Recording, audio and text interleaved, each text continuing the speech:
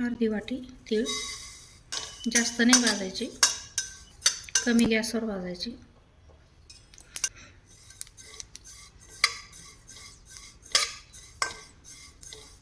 एक मिनिटभर तीळ भाजून घेतली.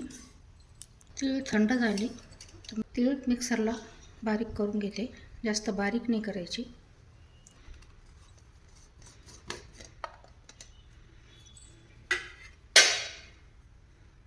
हे बघा, या पद्धतीनं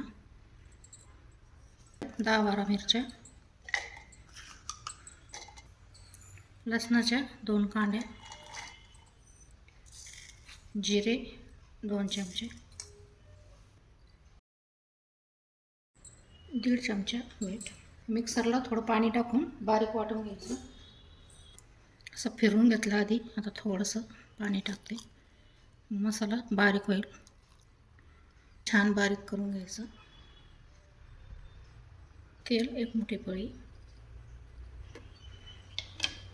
2 छोट्या जुड्या कांद्याची पात घेऊन निवडून स्वच्छ करून धुवून आणि कट करून घेतली आहे. तेल तापलं की नाही बघू. 2-3 दाणे जिऱ्याचे,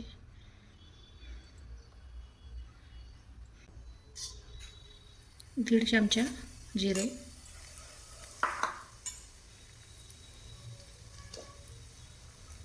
जिरे छान तडतडले की त्यात आपण हे वाटलेला मसाला टाकायचा, परतून घ्यायचा.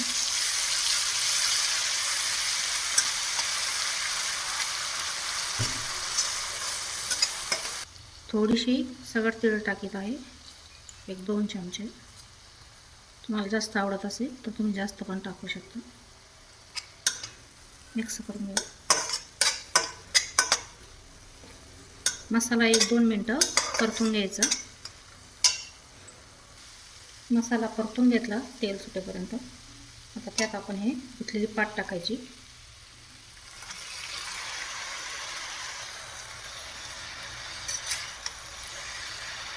गॅस वाढवून आणि मिक्स करून घ्यायचे.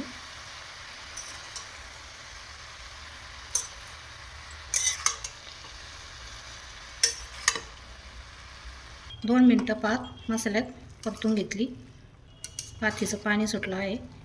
याच पातीच्या पाण्यात आता पात शिजून घ्यायची. मीडियम टू लो गॅसवर 5 ते 10 मिनटं पात शिजून घेऊ. अगदी थोडंसं मिक्सरचं भांडं धुवून पाणी टाकत आहे, जास्त नाही टाकायचे. 10 मिनटं झाले. पात शिजली की काय बघू आता.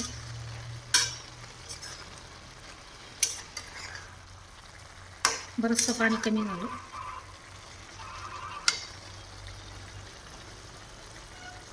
छान झालं होतं. तिळाचा कूट,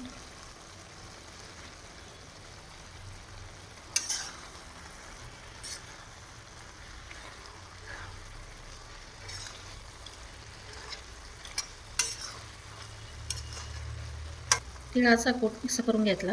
आता अजून 5 मिनटं कमी गॅसवर ठेवू. 5 मिनिटांनी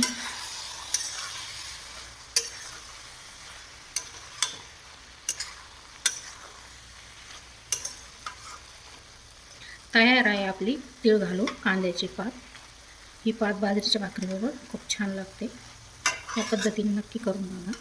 आवडल्यास माझ्या चॅनलला लाईक, शेअर आणि सबस्क्राईब करायला विसरू नका.